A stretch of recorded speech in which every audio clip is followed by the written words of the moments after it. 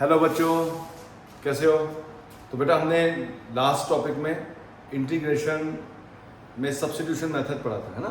उसी मेथड को मैं अब आगे बढ़ा रहा हूँ, उसी पर बेस्ड क्वेश्चन आज करेंगे। तो ये फर्स्ट क्वेश्चन देखिए, ये क्या लिखा हुआ है, 10x upon under root cos X. तो उसमें फिर वही बात कि सबसे पहले हम किसको एज्यूम करें कि जिसका डेरिवेटिव क्वेश्चन में है। तो अब आप देखो यार, ऐसे तो डायरेक्ट हमें पता लग नहीं रहा, क्योंकि cos x का डेरिवेटिव मैं करूंगा sin x। sin x अभी तो है नहीं, पर क्या तुम sin x कहीं पे बना सकते हो? यस सर, कि मैं इस 10x को ऐसा कुछ लिख सकता हूं क्या, sin x upon cos x, और है ना sin x upon cos x, और ये रहा रूट में तुम्हारा cos x। अब देखो, अब बात बन गई कि यहाँ पे cos लिखा है, इधर भी cos लिखा है। अब अगर मैं cos x को अपनी तरफ से t एज्यूम करूं, तो मुझे पता है cos x का डेरिवेटिव होता है बेटा माइनस sin x, साथ में dx, t का 1 और साथ में dt। राइट है? राइट है सर। तो बताओ जरा, इस sin x dx को देखो, जरा sin x dx, इसको मैं क्या लिख सकता हूँ? सर यहाँ तो माइनस है, हाँ तो कुछ नहीं होता, इस माइनस को इधर भेज दो, है ना भाई। कि अगर मैं माइनस से इंटू कर दूंगा तो ये कुछ ऐसा बन जाएगा, sin x dx equal minus dt। अब तो sin x dx आ गया ना, तो इस sin x dx को मैं रिप्लेस करता हूँ किससे, माइनस dt से। तो इस cos x को तो हमने t लिया था, इस cos x को भी मैंने t लिया था। ये है आ गया आपके पास dt upon t under root t। तो ये t टू द पावर 1 आ गया, और ये तुम्हारा t to the power root है। तो टोटल कितना हो गया, 1 प्लस 1/2 होते हैं 3/2। क्या तुम इसको न्यूमिनेटर में ला सकते हो? Yes sir. जैसे मैं लेके आऊंगा तो इसके पावर के साइन चेंज होंगे। अब इधर फॉर्मूला बन गया t to the power n का, जो फॉर्मूला होता है बेटा n plus 1 upon n plus 1, और ये आ गया आपका प्लस c। ठीक है बेटे, ओके सर। अच्छा, यहाँ पे एलसीएम लोगे आप 2, तो -3 + 2 कितना हो जाएगा बेटा, -1। तो ये आ गया आपके पास -1/, नीचे भी कितना आ गया, -1/, प्लस ये 2 को ऊपर भेज दें। यस सर, ये -2 हो गया। t की वैल्यू आपकी कितनी थी, cos x, तो यहाँ cos x to the power -1/2 plus constant c। तो इस तरह देखो ये इंटीग्रेशन हो गया। राइट है बेटे? राइट है सर। अब तुम अपने आप, एक तो मैं होमवर्क में भी दे रहा हूँ, ये अपने आप सॉल्व करोगे। cos x upon, cos x नहीं, cot x upon under root sin x। तो ये ऑलमोस्ट इसी की तरह क्वेश्चन हो गया, बस sin cos को आपस में रिप्लेस कर दिया। ठीक है बेटे? तो आप cot x upon root sin x dx का इंटीग्रेशन करोगे। राइट है? राइट है सर। चलो, अब इसके नेक्स्ट क्वेश्चन पे आते हैं। नेक्स्ट क्वेश्चन क्या है तुम्हारा इसका,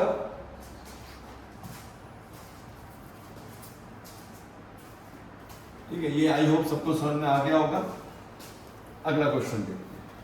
next question is again very important question, dx upon sin x into cos x।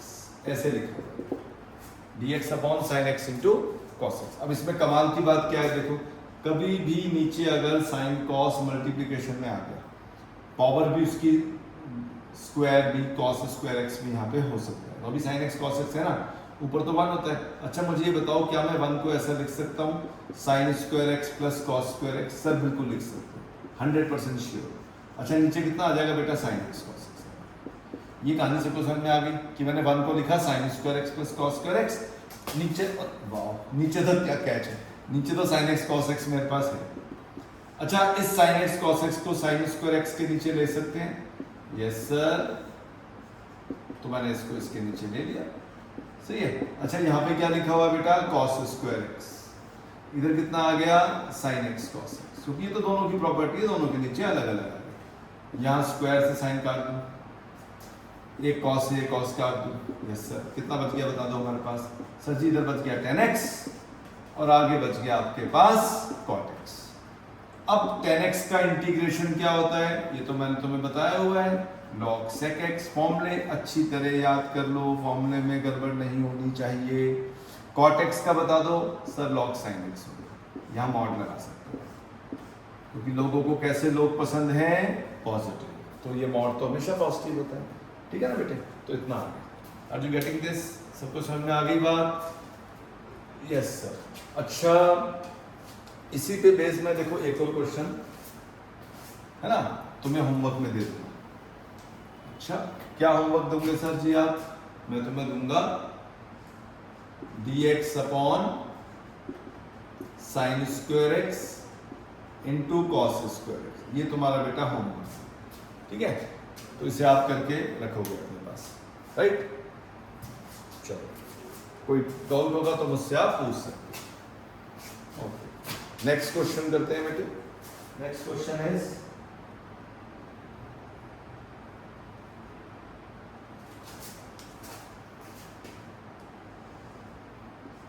dx upon under root ten inverse x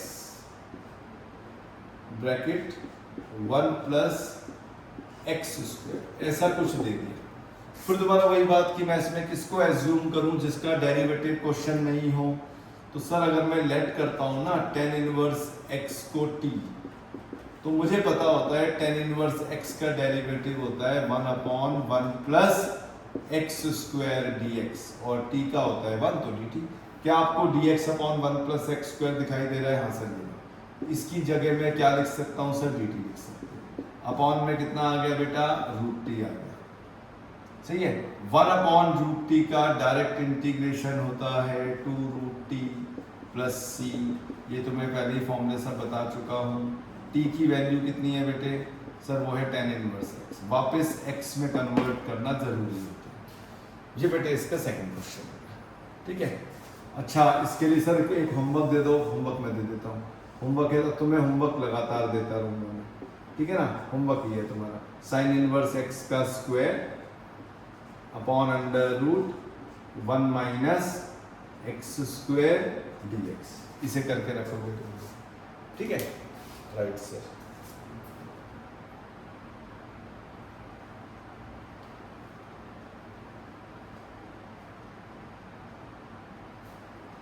next question देखते हैं बेटे। अब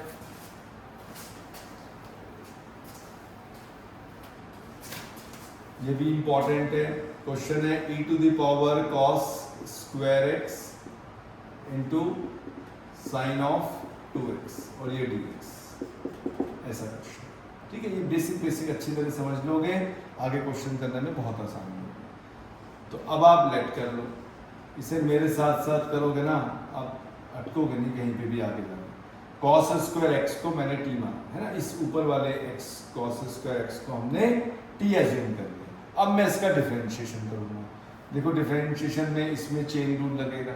सबसे पहले पावर का होता है, क्योंकि पावर अपनी पावर दिखाएगा, तो पावर का हो जाएगा n x n माइनस 1। समझो ये cos x x लिखा है तो पहले पावर का कर दिया n x n माइनस 1। अब ये पावर है किसकी? cos x की, तो cos x का डेरिवेटिव होता है बेटा माइनस साइन x, साथ में आ गया dx इज इक्वल टू आ गया dt। इस माइनस को आप बाहर ले लो, जब माइनस बाहर लेंगे तो कितना आ जाएगा? ये आ जाएगा sir 2 cos x sin x dx equal dt।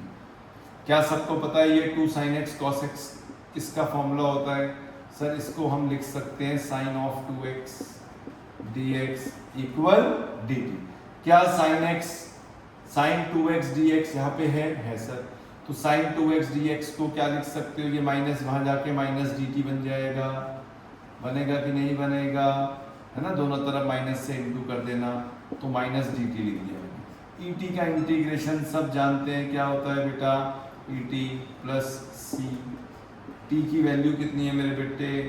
ये है cos square x plus c। ये तुम्हारा आंसर आ गया। आई होप समझ में आ गया होगा तुम सबको, है ना बेटे। चलो अगले क्वेश्चन पे चलते हैं बेटे इसके, तो इसे नोट कर लीजिए सब, साथ साथ प्रैक्टिस करना बहुत जरूरी होता है ना। चलो नेक्स्ट क्वेश्चन पे आ जाओ मेरे बच्चों। नेक्स्ट क्वेश्चन है x sine inverse x square upon under root 1 minus x to the power 4 ऐसा लिखिए।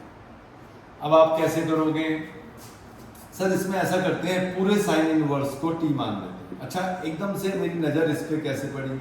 मैं तुम्हें हमेशा बोलता हूं कि उसको t मानना है जिसका डेरिवेटिव क्वेश्चन में ही हो।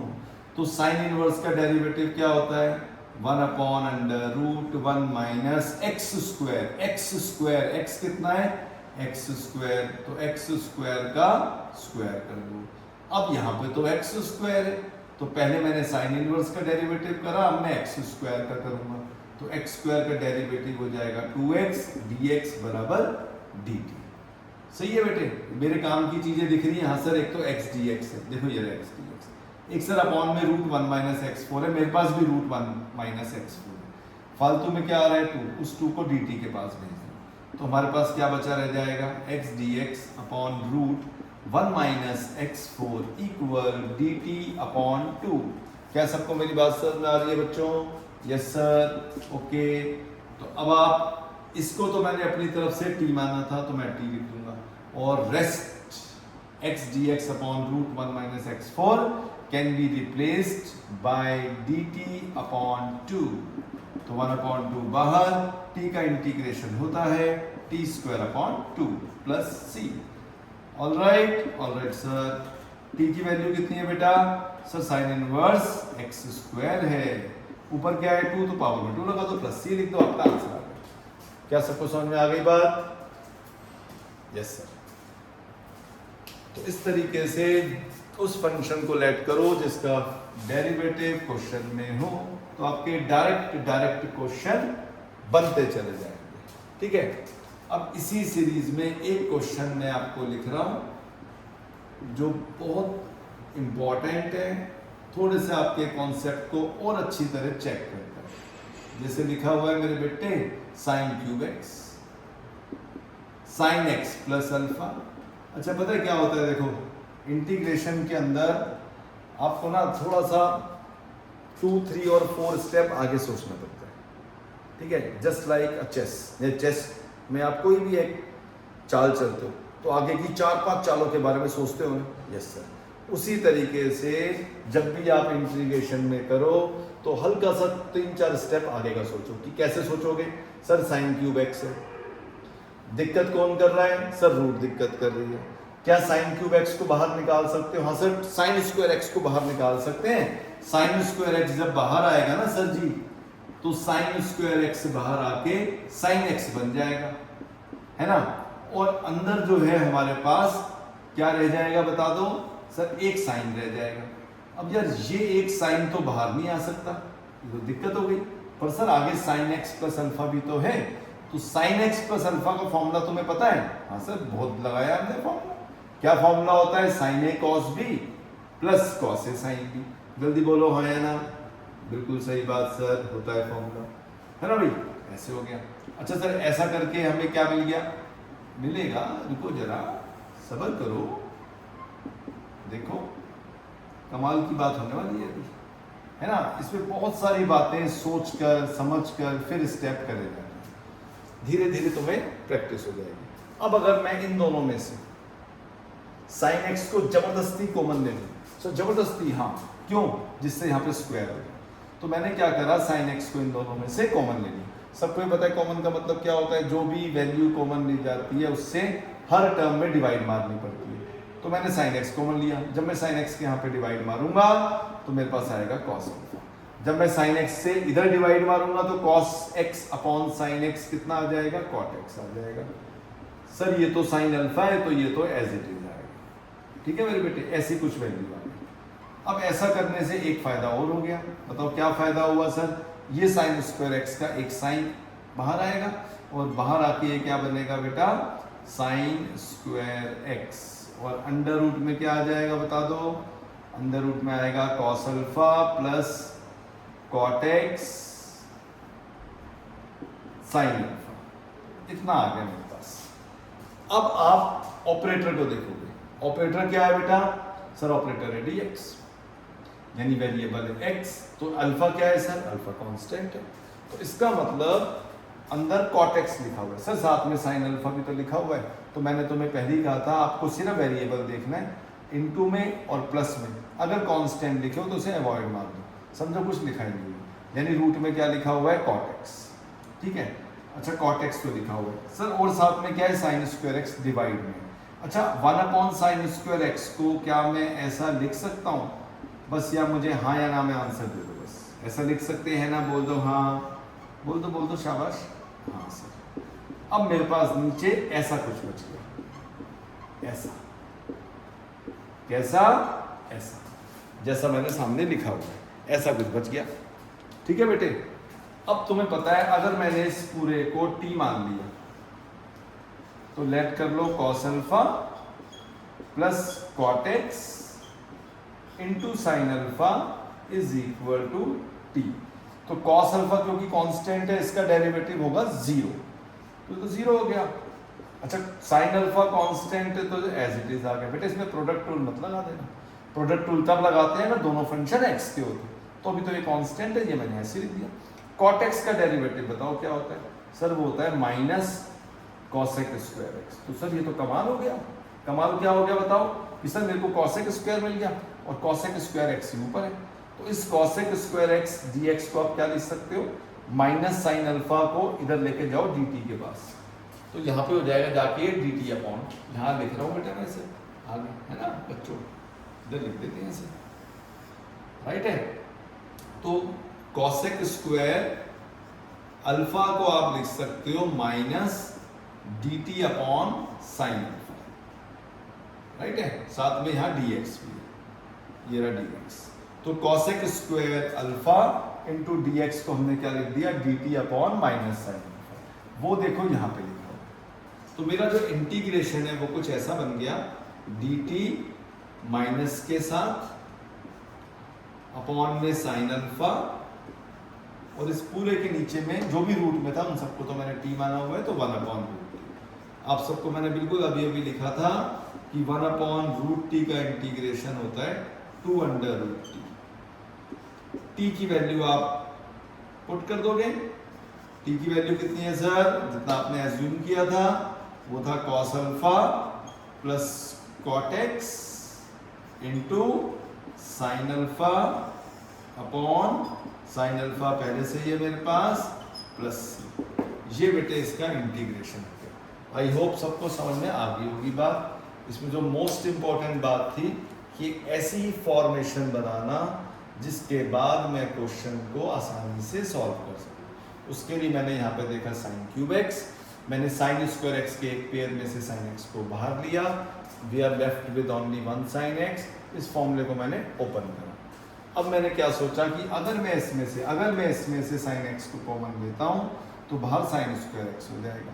कॉमन का मतलब होता है डिवाइड करना, तो यहाँ पे कॉस अल्फा बचेगा, कॉस अपॉन साइन कॉट होगा और साइन अल्फा बचेगा। इस साइन स्क्वायर एक्स का रूट लिया तो साइन एक्स हो गया, तो साइन एक्स पहले से ही मौजूद था, एक साइन एक्स अंदर से आया, साइन स्क्वायर एक्स हो गया। फिर मैंने ऐसा किया ना, मेरे को एक फॉर्म दिखी, यार रूट में तो कॉट एक्स है क्योंकि बाकी सब तो कांस्टेंट है, सिर्फ मुझे कॉट एक्स को देखना है। कॉट एक्स का डेरिवेटिव होता है cosec square x minus cosec square x, और मुझे पता है 1/sin स्क्वायर एक्स को मैं कॉसेक स्क्वायर एक्स लिख सकता हूँ। तो मेरा काम बन गया, मैंने इस रूट वाले को t एज्यूम करा, कॉसेक स्क्वायर अल्फा dx की वैल्यू हमने डाली minus dt upon sine alpha, और वैल्यू पुट करके आंसर निकाल दिया। ठीक है बेटे, तो आई होप सबको मेरी बात समझ में आ गई होगी।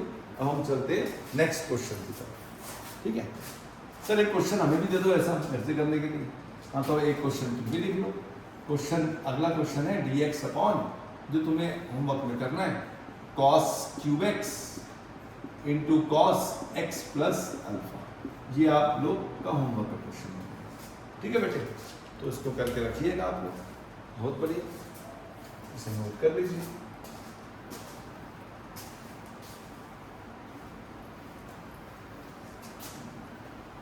नेक्स्ट क्वेश्चन करते हैं बेटा। Next question,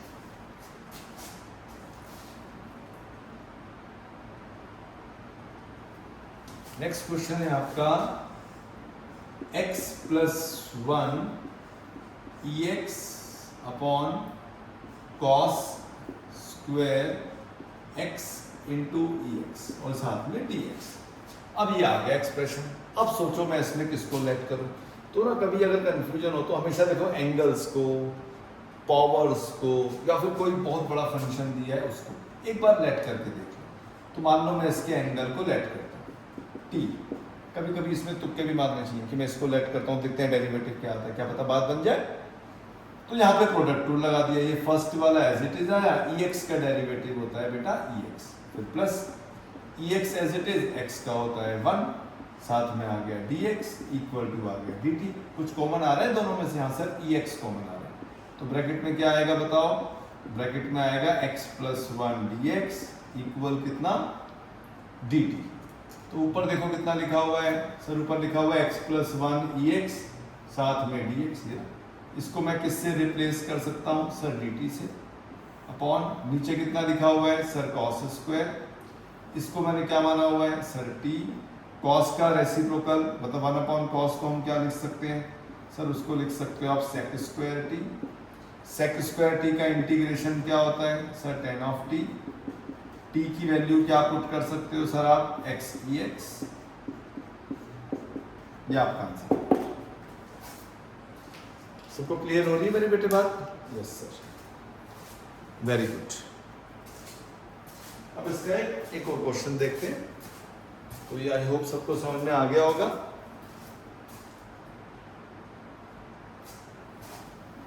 one more question.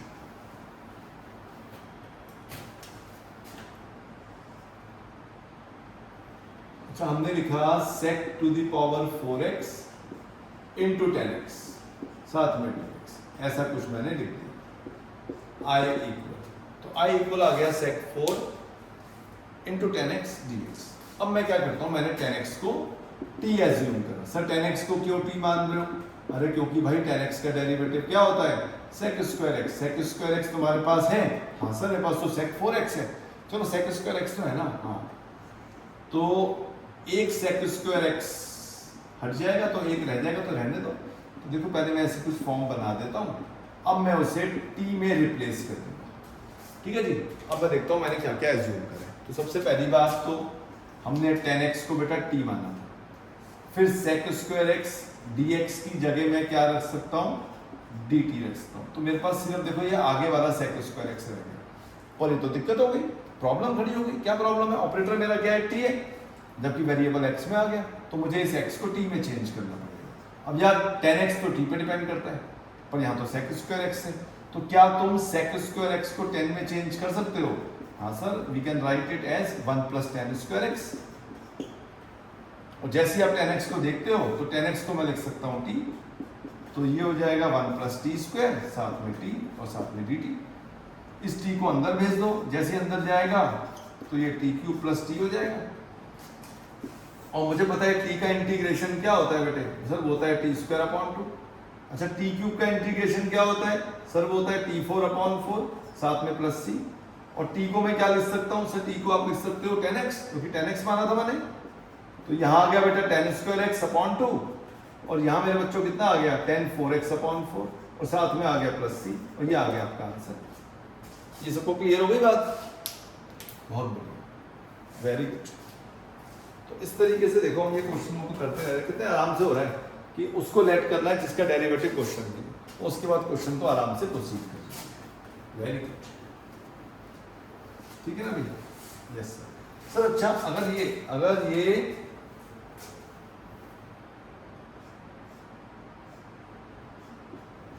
ऐसे होता कि 10 स्क्वायर x लिखा होता तो इसे कैसे करते बताओ? अब 10 स्क्वायर x का डायरेक्ट इंटीग्रेशन तो होता नहीं है, तो इसको हम लिखते sec square x minus 1 dx। लिख सकते हैं ना ऐसे ट्रिग्नोमेट्री से। अच्छा, sec स्क्वायर x का डायरेक्ट इंटीग्रेशन यहाँ से 10x होता है, 1 का डायरेक्ट इंटीग्रेशन सर x होता है प्लस c। ये कहानी सबको समझ में आई? चलो ओके, ये समझ में आ गया है ना बेटे? अब इसकी देखो सारी इवन पावर का आप आराम से कर सकते हो। जैसे मैं बताता हूँ, अगर मैंने मान लो करा 10 to the power 4x dx, ठीक है, ये भी इवन पावर थी, ये भी इवन पावर है। अच्छा, क्या मैं इसको ऐसा लिख सकता हूँ? बस मुझे हाँ या ना में आंसर देना। 10 square x into 10 square x लिख सकते हैं ऐसे। बिल्कुल सर लिख सकते हो। अच्छा, एक टेन स्क्वायर एक्स को मैं ऐसा लिख दूं सेक स्क्वायर एक्स माइनस 1 लिख दो सर, है ना, ऐसे लिख सकते हैं। अच्छा, इस टेन स्क्वायर एक्स को अंदर ले आऊं? हाँ सर ले आओ।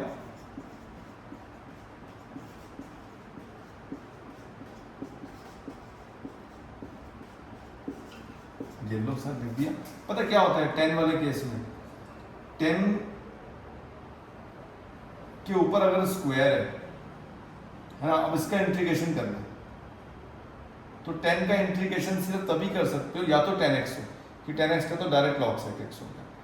एक मुझे पता है अगर टेन स्क्वायर एक्स हो तो उसको मैं कन्वर्ट कर सकता हूँ, अदरवाइज टेन का इंटीग्रेशन तभी होगा जब उसके साथ सेक स्क्वायर एक्स हो। ऐसा क्यों सर? अब टेन की आप कोई भी पावर लगा दो और टेन एक्स को टी एज्यूम करो तो सेक स्क्वायर एक्स हट जाएगा, और फिर t to the power any power को आप इंटीग्रेशन कर सकते हो t n plus one upon n plus one. तो कहने वाली बात ये है या तो टेन अकेला हो, टेन एक्स हो, या टेन स्क्वायर एक्स हो। इसके अलावा अगर टेन की कोई भी पावर होती है उसके साथ में सेक स्क्वायर एक्स होना चाहिए। तो ये तो है, तो यानी इस इतने पार्ट को तो मैं सब्स्टिट्यूशन मेथड से कर दूंगा, ठीक है ना, कि अगर मैं टेन एक्स को टी मानूं तो उसका डेरिवेटिव होगा सेक स्क्वायर एक्स, तो ये बन जाएगा sec square x d x की जगह डी टी, यहाँ पे आ जाएगा बेटा टी स्क्वायर। तो देखो इसका इंटीग्रेशन तो हो गया टी क्यूब बाय 3 और टी की वैल्यू 10x है तो 10 क्यूब एक्स बाय 3, राइट है। तो जब भी 10 के साथ सेक स्क्वायर एक्स होगा 10x को t मानेंगे, सेक स्क्वायर एक्स आएगा, ये हटेगा, बचेगा टी स्क्वायर का t n plus one upon n plus one से हो जाएगा। अच्छा, इस सेक स्क्वायर एक्स को यहाँ पे लेट करने की जरूरत नहीं है, इसको तो मैं क्या लिखता हूँ sec square x minus 1। Sec square x का इंटीग्रेशन होता है बेटा 10x, 1 का इंटीग्रेशन होता है बच्चों x minus minus plus x। तो ऐसा कुछ आ गया, ये तुम्हारा आंसर आ गया। तो आप इधर एक ना सिमेट्री देख लो सर। सिमेट्री कैसे? मतलब कि जैसे यहाँ पे 10 स्क्वायर एक्स था तो इधर कितना आया 10x minus X, odd power आई ना 10x की। यहाँ पे 10 4x था तो 4 था ना, तो पावर देखो 3 से स्टार्ट हुई, 10 क्यूब एक्स अपॉन 3, फिर माइनस 10x प्लस एक्स। इस तरह ये ऑल्टरनेटली चलता रहता है, प्लस माइनस, और सारी की सारी ऑड पावर्स आती है, ठीक है ना। तो इस तरीके से बेटे 10 टू दी पावर nx तक हम कर सकते हैं। आई होप सबको समझ में आई होगी बात। बाकी बेटे देखो इस पर बेस बाकी क्वेश्चन आप करो, सब्स्टिट्यूशन मेथड जो तुम्हें प्रॉब्लम आए आप मुझसे पूछ सकते हो। Thank you, bye bye.